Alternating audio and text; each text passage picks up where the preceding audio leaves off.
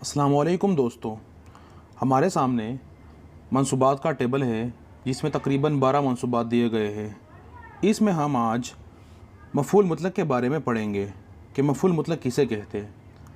تو آئیے پڑھتے ہیں۔ مفعول مفعول مطلق وہ مصدر ہے جو منصوب ہو اور لفظاً یا معناً فعل کے موافق ہو اور فعل کے بعد اس کی تاکید یا اس کی نوع یا اس کے عدد کے بیان کے لیے ذکر کیا جائے تو اس طرح اسم مصدر منصوب کو مفعول مطلق کہتے ہیں۔ جیسے وَكَلَّمَ اللَّهُ مُوسَىٰ تَكْلِيمًا، اور اللہ تعالیٰ نے موسیٰ علیہ السلام سے کلام کیا، کلام کرنا۔ قعدت جلوساً، میں بیٹھا، بیٹھنا۔ ان مثالوں میں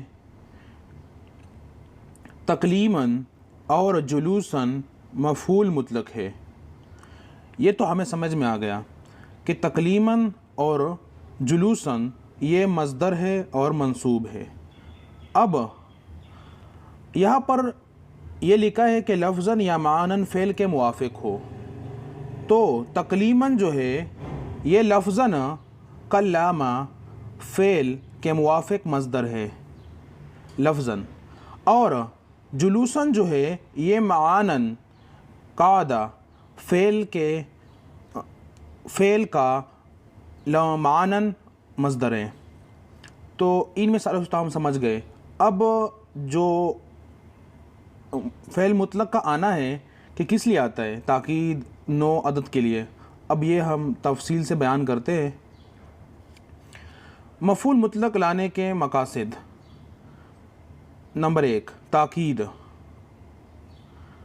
یعنی مذکورہ فعل کے معنی میں تاکید پیدا کرنے کے لیے جو فعل ذکر کیا گیا ہو اس میں تاکید پیدا کرنے کے لیے اسم مصدر منصوب لایا جاتا ہے اور اس کو مفعول مطلق کہتے ہیں۔ وَكَلَّمَ اللَّهُ مُوسَىٰ تَكْلِيمًا۔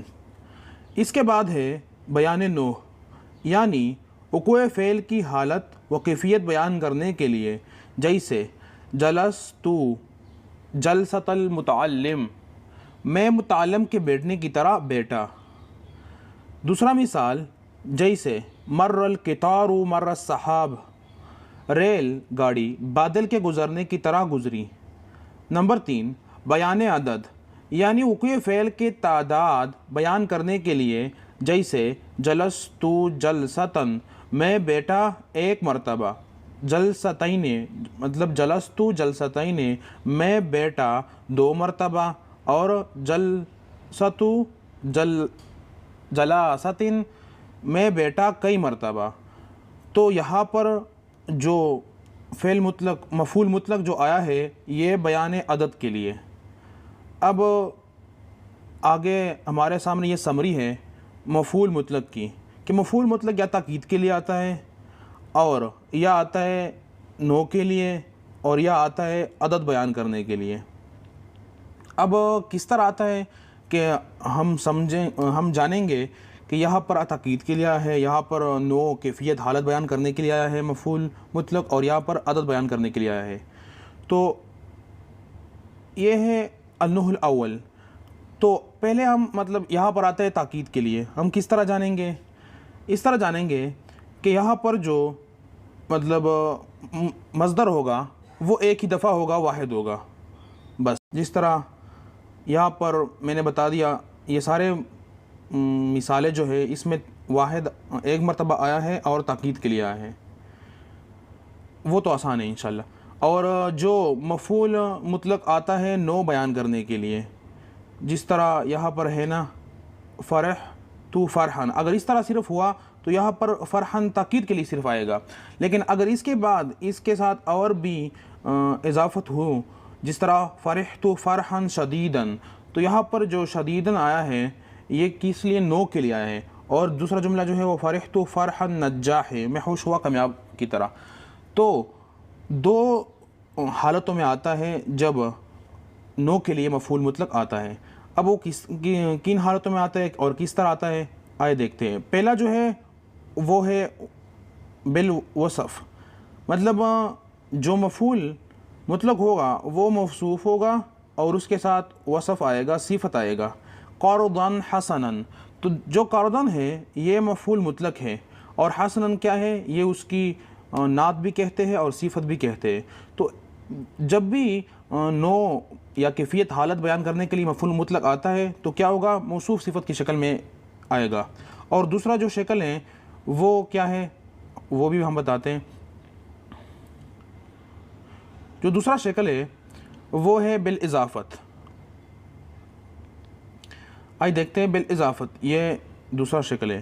یہاں پر آیا ہے نا امطرت مطر السوء، تو مطر جو ہے یہ مصدر ہے امطرت، امطرہ، تو یہ مصدر ہو گیا منصوب، یہ مفعول مطلق ہو گیا۔ یہاں پر اس کے ساتھ اضافت کی شکل میں آیا ہے، مطلب مفعول مطلق جو ہے وہ مضاف ہے اور اس کے ساتھ السوء کیا ہے؟ مضاف الیہ مجرور ہے۔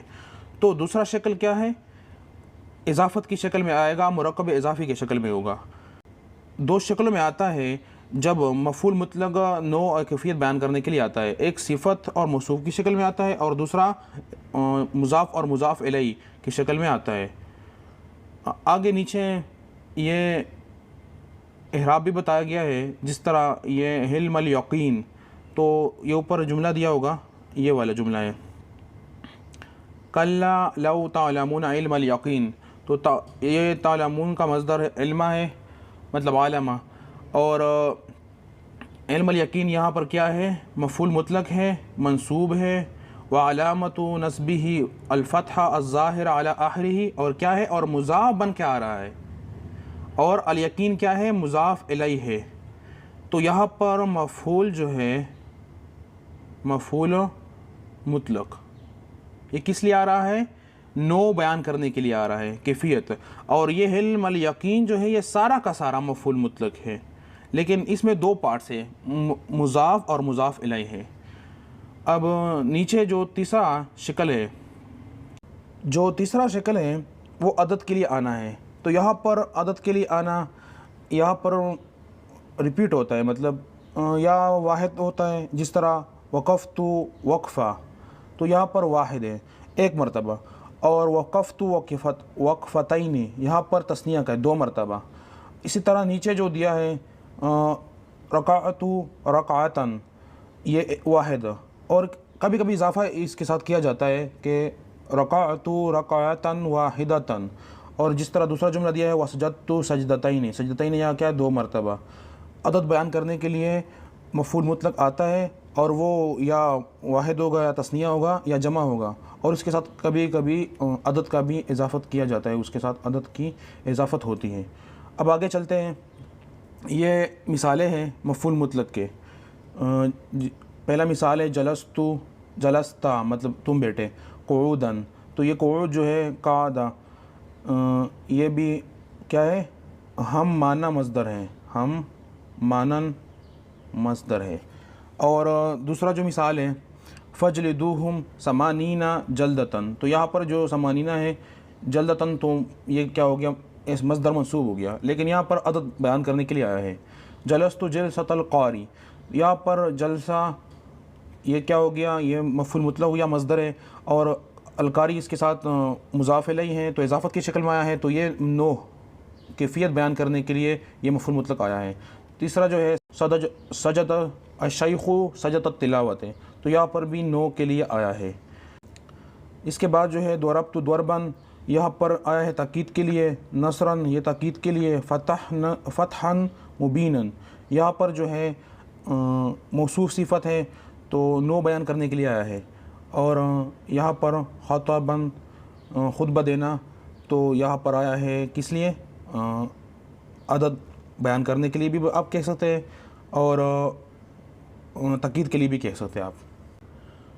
اس کے بعد آگے مزید یہ جملے دیے ہیں، ان میں سے آپ لوگوں نے ڈھونڈنا ہے۔ تو فتحاً مبیناً ہم کر چکے، فرحاً تاکید کے لیے آیا ہے مفعول مطلق، اور رجوعاً یہ مفعول مطلق ہے، ضرباً شدیداً یہ مفعول مطلق ہے، نوع کے لیے آیا ہے، جلسۃ القاری یہ مفعول مطلق ہے اور نوع کے لیے آیا ہے۔